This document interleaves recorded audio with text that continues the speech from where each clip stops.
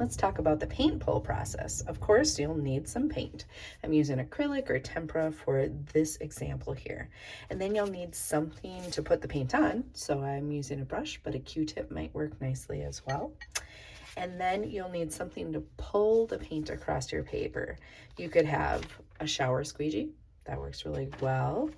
Or you could have a palette knife or some kind of knife tool like this. This isn't a sharp knife, it's actually nice and safe.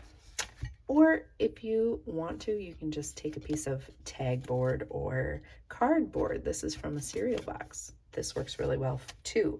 I think this is what most people will have available to them, so I'm going to demonstrate using this. Let's talk about pulling the paint across your page, even before we have the paint on our paper. It might be a good idea to practice. You'll need a straight edge, and you're going to place that straight edge down on top of your paper and pull it across. That straight edge is going to stay connected to your paper the entire time. Let's show you from here. We want the cardboard or the tool that you're using to have kind of a 45-degree angle, so it kind of comes up like this as you're pulling it across your page.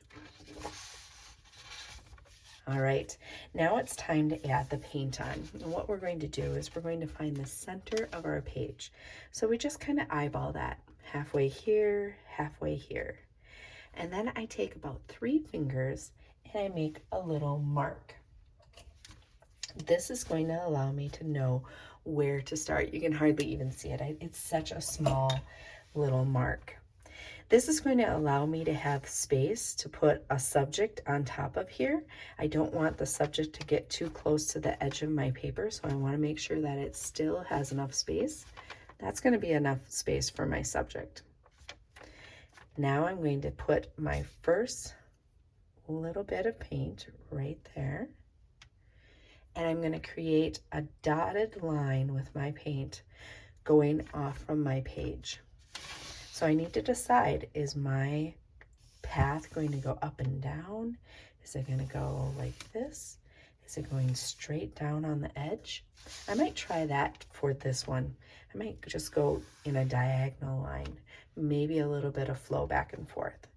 So as I do that, I'm going to pick up a little bit more paint, and I'm not too worried about mixing the paint colors right now because that's going to happen as we pull our paint across. And I want kind of these little blocks of paint so that I'll be able to pull that across. So let's take a closer look at that, those little globs of paint. Not a ton, but it's enough that it's going to be able to pull across. And now notice I have some scrap paper under here. This part gets a little messy. So I want to make sure that I have a nice safe surface that can get a little messy, either wiping it off or some kind of scrap paper underneath. Okay, now I'm going to take my cardboard and place it at that 45-degree angle, and I'm holding it down with my fingers, and I'm going to bring it across my page. Now, as I'm doing that, I'm kind of flowing back and forth all the way off from my page, just like that. I'm actually quite happy with this, but some of you may not be happy with your pull. Don't be discouraged. When we make a whoops, we're going to try to make it into a wow. So if you're not happy with the original pull, give it some time, let it dry, and think of how you can make this whoops into a wow.